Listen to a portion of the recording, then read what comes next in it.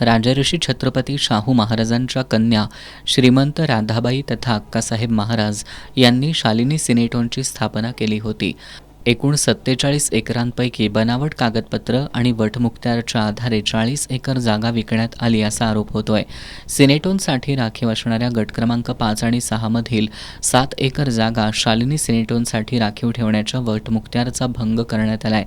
या माध्यमातून कोल्हापूर महानगरपालिकेची आणि महाराष्ट्र शासनाची फसवणूक करणारे बिल्डर चांगदेव घुमरे, प्रशांत घुमरे, मोनिका घुमरे आणि त्यांना सहकार्य करणाऱ्या महानगरपालिका अधिकाऱ्यांवर गुन्हा दाखल करण्यात यावा अशी मागणी महाराष्ट्र नवनिर्माण सेना यांच्या वतीनं करण्यात आली आहे. महापौर रूपाराणी निकम यांना या मागणीचं निवेदन देण्यात आलं. 7 दिवसात याची दखल घेऊन कार्यवाही करावी, अन्यथा मनसे स्टाईलनं आंदोलन केलं जाईल असा इशारा मनसेनं दिलाय.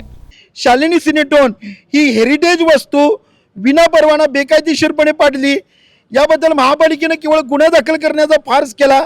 मात्र आजही त्या बिल्डरनं त्या ठिकाणी प्लॉट पाडून बेकायदेशीरपणे विक्री चालू केलेली आहे. या विरोधात महाराष्ट्र नवनिर्माण सेनेतर्फे आज जिल्हाध्यक्ष राजू दुंडुर्ले यांच्या नेतृत्वाखाली आज सन्माननीय महापौर रूपाराणी निकम मॅडम यांना आम्ही आज निवेदन दिलेलं आहे. 7 दिवसाचा अल्टिमेटम दिलेला आहे. या 7 दिवसामध्ये शालिनी सिनेटॉनची इमारत पाडणाऱ्या चांगदेव घुमरे व अन्य अधिकाऱ्यांवर फौजदारी गुन्हे दाखल करून शालिनी सिनेटॉनची इमारत त्या ठिकाणी पुन्हा एकदा उभी करण्यासाठी सन्माननीय मुख्यमंत्र्यांच्या सोबत बैठक लावण्याचं आश्वासन देखील महापौरांनी दिलेलं आहे.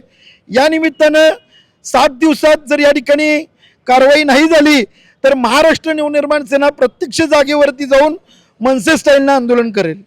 यावेळी जिल्हाध्यक्ष राजू पाटील, अभिजित पाटील, अमित पाटील, संजय चौगुले, निलेश आसगावकर, रणजित वरेकर, यतीन होरणे, उत्तम उंदुरे, सूरज कानुगडे, सुनील तुपे, राजन हुल्लुरे यांच्यासह इतर पदाधिकारी, कार्यकर्ते उपस्थित होते.